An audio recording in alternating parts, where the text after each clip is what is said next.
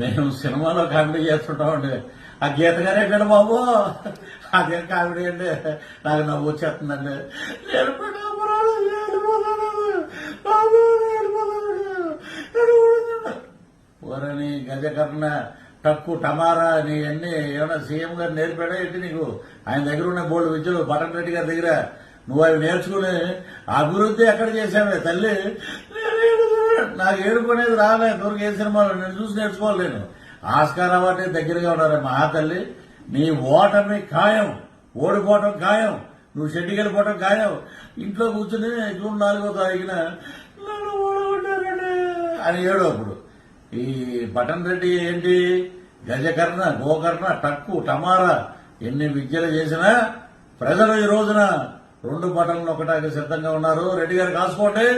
ఒకటి ఎమ్మెల్యే పిఠాపురం నుంచి జనసేన అధ్యక్షులు పవన్ కళ్యాణ్ గారికి, 2వ బటను ఎంపీ ఉదయ్ గారికి నొక్కటానికి సిద్దమైపోయారు. మొత్తం 1,60,000 ఓట్లు పోలైతే 1,00,000 ఓట్లు పైగా మెజార్టీతో గెలుస్తారు. మీరు డ్రామాలంటే మళ్ళీ ఈయన ఏమంటాడు, ఇలా కొట్టి ఈసారి గీతమ్మని గెలిపిస్తే మేము మీకు సీఎం ఇచ్చేస్తాం అంటే పవన్ కళ్యాణ్ అక్కడ ఉన్నాడని వీడికి సీఎం ఇచ్చేస్తావా?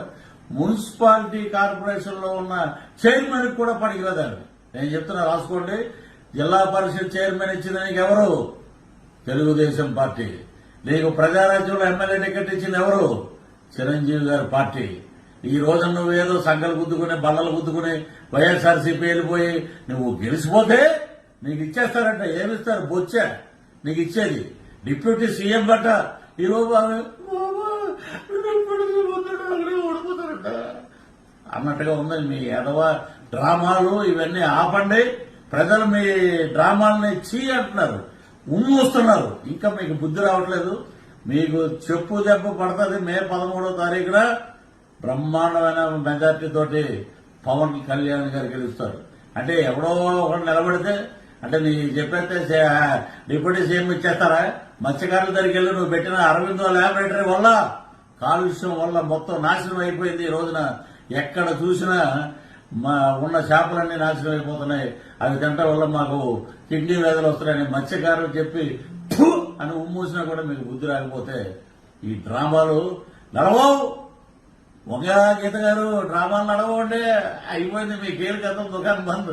మీ చరిత్ర చీటీ చిరిగిపోయింది. వైఎస్ఆర్సీపీకి మంగళం పాడేశారు జనం. మీకు ఇక్కడి నుంచి జాంపలే జాంపలే జాంపలే అంటారు చూసారు. అలాగా 33కు 34కు మీరు పరిమితం అవుతారు. రానున్నది కూటమి. అద్భుతంగా 136 సీట్లతోటి 21 ఎంపీ సీట్లతోటి ముందుకు పోతాం.